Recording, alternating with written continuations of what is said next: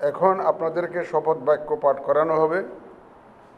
আপনাদেরকে অনুগ্রহ করে দাঁড়িয়ে শপথ পাঠ করার জন্য অনুরোধ করছি।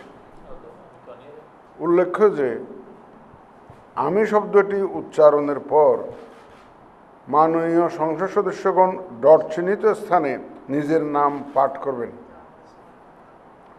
আমি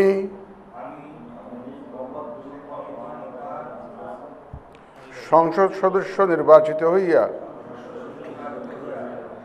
সশ্রদ্ধ চিত্তে শপথ বা দৃঢ়ভাবে ঘোষণা করিতেছি যে আমি যে কর্তব্যভার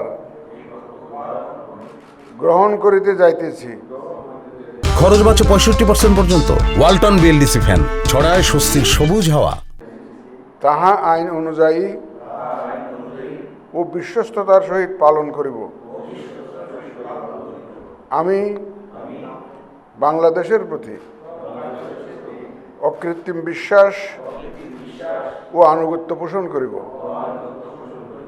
এবং সংসদ সদস্যরূপে আমার কর্তব্য পালনকে ব্যক্তিগত স্বার্থের দ্বারা প্রভাবিত হইতে দিব না। ধন্যবাদ।